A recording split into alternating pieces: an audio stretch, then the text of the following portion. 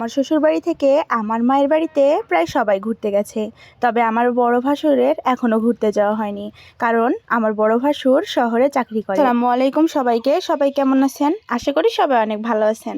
আলহামদুলিল্লাহ, আমরা অনেক ভালো আছি। কেই কমেন্টে জানতে চান ভাইরাল চাচির মেয়ের জামাইয়েরা কয় ভাই বোন।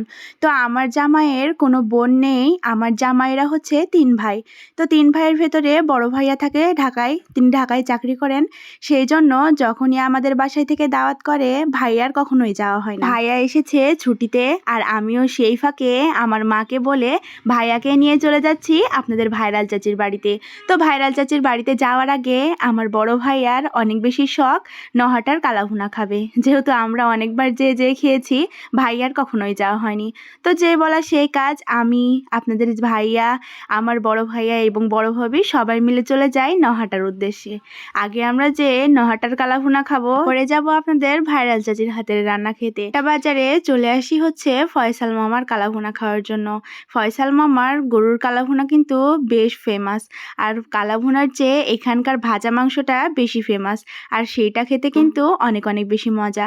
তো আমরা সবাই মিলে এখানে হাত ধুয়ে নিচ্ছিলাম, তারপরে বসে যাব খাবার খেতে। যখন বড় ভাইয়া ভাবি সবাই একসাথে থাকি, অনেক অনেক বেশি মজা করি।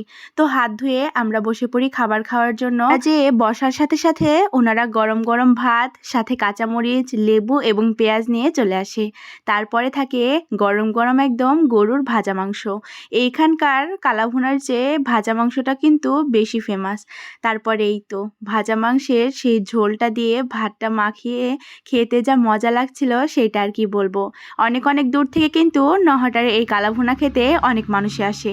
তো এই নহাটার কালাভুনা কে কে খেয়েছেন অবশ্যই কমেন্ট করে জানিয়ে যাবেন। এখন হয়তো অনেকেই ভাববেন কালাভুনা খেয়ে আবার আপনাদের ভাইরাল চাচির বাসায় যেয়ে কিভাবে খাবো, তাই না?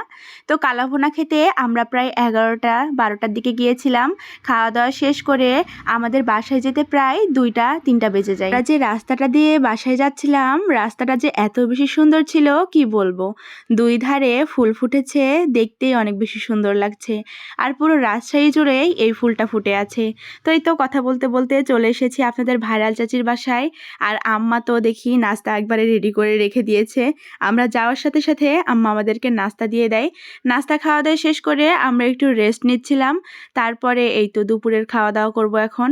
আমি আম্মার সাথে একটু হেল্প করে দিচ্ছিলাম, কারণ আমার আম্মা একা হাতে এত কিছু রান্না করেছে, তারপরে যদি একটু হেল্প না করি আমার আম্মার কষ্ট হয়ে যাবে। ও সময়ের ভেতরে আপনাদের ভাইরাল চাচি কিন্তু অনেক কিছু রান্না করে ফেলেছে।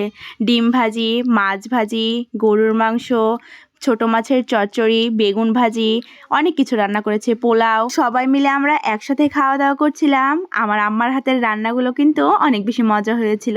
খাওয়া দাওয়া শেষে এইদিকে আমরা দই মিষ্টি খেয়ে নিচ্ছিলাম। আম্মা খুব খুশি হয়েছিল, কারণ তার বড় ছেলেও তার বাড়িতে বেড়াতে গিয়েছে। তো আজকের ভিডিওটা কেমন হয়েছে অবশ্যই কমেন্ট করে জানিয়ে যাবেন। আর দেখেন গ্রামের এই সুন্দর রাস্তা দিয়ে আমরা বাসায় চলে যাচ্ছিলাম। আজকের ভিডিও পর্যন্তই। ভিডিওটা কেমন হয়েছে কমেন্ট করে জানিয়ে যাবেন। আল্লাহ হাফেজ সবাইকে।